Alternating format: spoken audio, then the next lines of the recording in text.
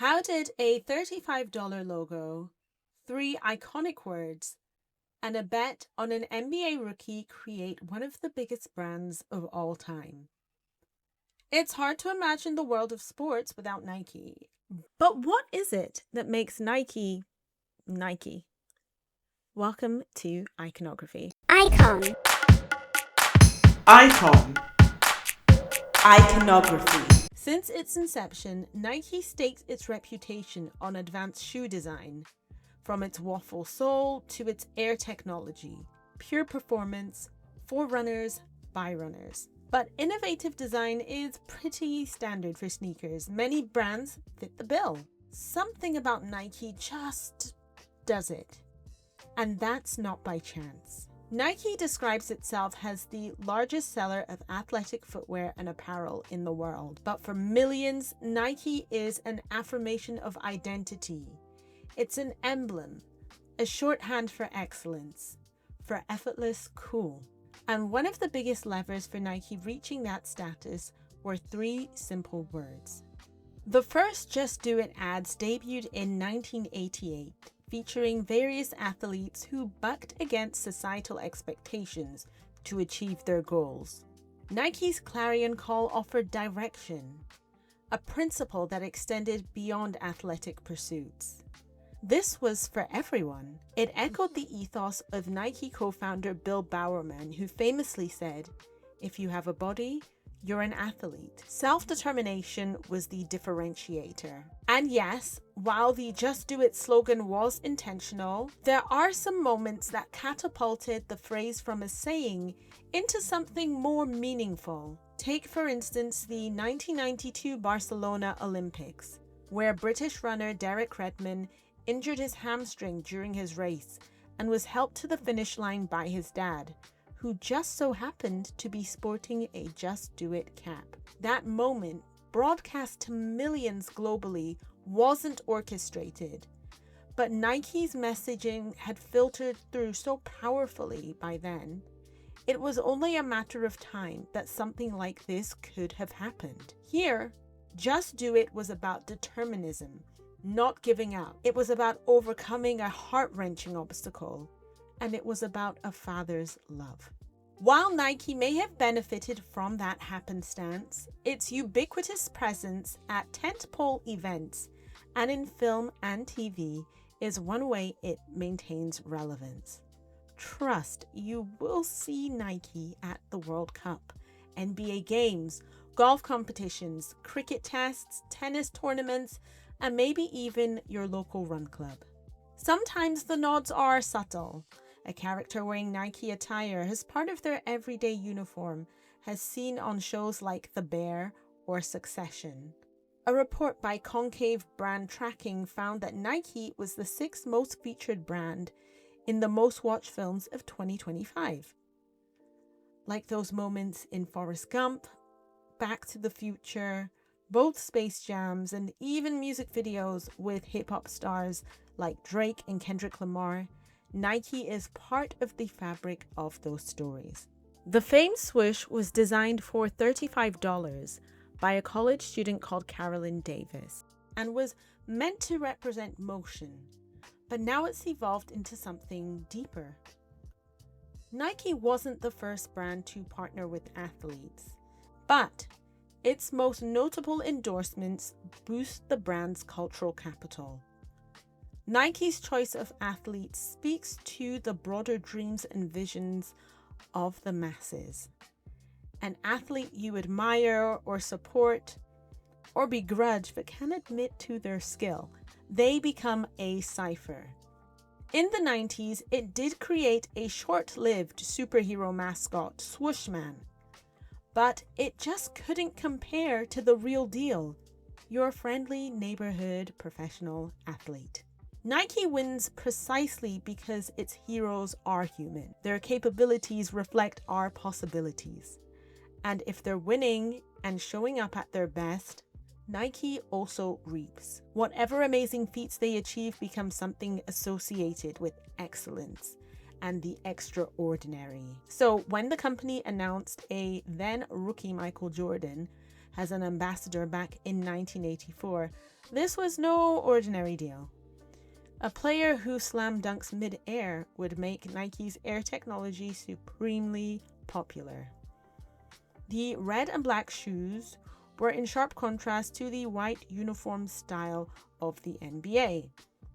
While the Air Jordan ad said the sneakers were banned by the league, the story is a bit more nuanced. The shoes that caught the NBA's attention were red and black, but they were airship shoes that Jordan had worn. Nike played into the moment, and to this day, it's still believed that Air Jordans were banned. Pure mythology.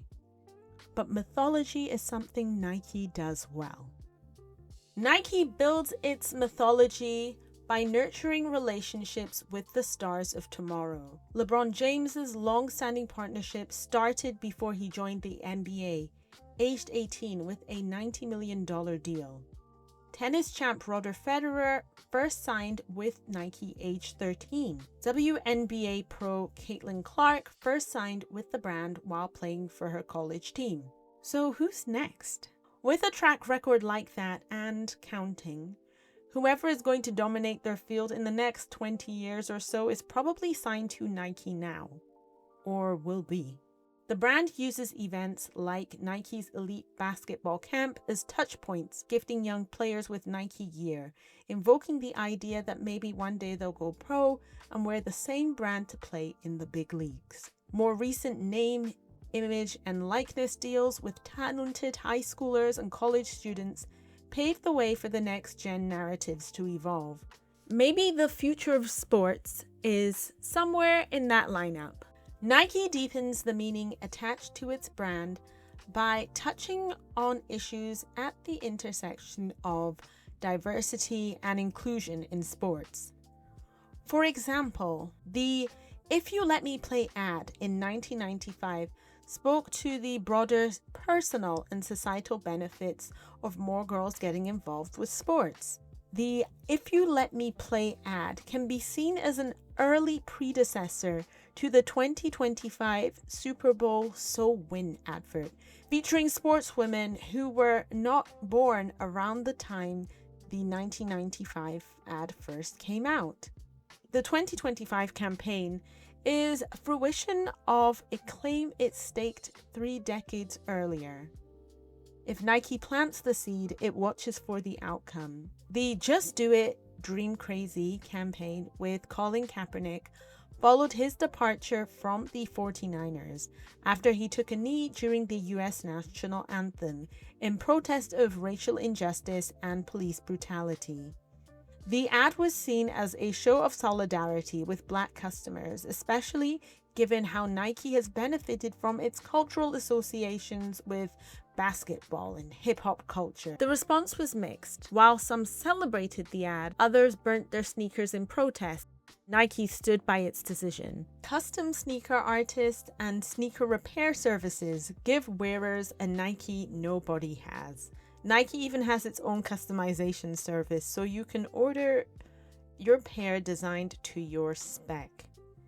It's no longer about just owning the item, it's about how well you own them, how often you can wear them without showing wear and tear. Fresh and clean, no scuffs here. In a world where everyone can reach for the highest shelf at Foot Locker, what is more high status than a pair that nobody else can find? Limited edition drops heighten demand and create an aspirational pursuit that is a reward all of its own. With sneaker reseller markets demanding authentication, desire for the real deal persists. Nike has more recently made headlines for its losses, and one question looms large. Will Nike bounce back? In that question is an assumption that it has a seat, or for some, a rightful throne in the sports apparel space. But brands like Hoka and On borrow from its playbook and have reoriented it for today's context, fueling competition. The latter is co-owned by former Nike athlete Roger Federer. Some attribute Nike's losses to its celebrity partnerships with the likes of Skims and Kim Kardashian. with critics saying the brand is chasing relevance at a cost to its focus on sporting excellence and product innovation. But its partnerships with musicians like Drake, Travis Scott, and Lisa from Blackpink have found their fan bases. A closer analysis points to Nike foregoing shelf space at retailers like Dick's Sporting Goods and Foot Locker in favor of its own stores and website sales, which reached feverish heights post-pandemic, only to fall afterwards. To be iconic is a balancing act of doing the unexpected and expected. When a major sports brand like Nike doesn't show up in sports stores where they're usually found, they're not in front of people's faces. And to be iconic is to be seen. When newer upstarts claim the shop floor space Nike once owned, the conversation changes, and what's in front of people becomes what they choose. Nike's long-serving "just do it" saying is also at a unique juncture. With everyday discourse around fatigue, burnout, maybe people don't want to just do it anymore. The question today is, why do it? And this is Nike's attempt to reorient conversation around self-determinism and overcoming the odds when there's a sense of languishing that seems at odds with its message. What makes Nike iconic is how it has fused so much meaning and story in the products it makes, that our triumphs are first won in our hearts and mind before they're expressed in our bodies. This is Nike's message. But is it enough to stay on top? While the conversation around fitness and well-being has evolved since the brand's inception, how it continues to shape its presence while rebuilding from losses hints that Nike doesn't want to be a relic in sports, but is building for a future where its presence still matters and still means something. That wraps up this episode of Iconography. But for more like this, make sure to subscribe, check out the channel, and I will see you on the next one.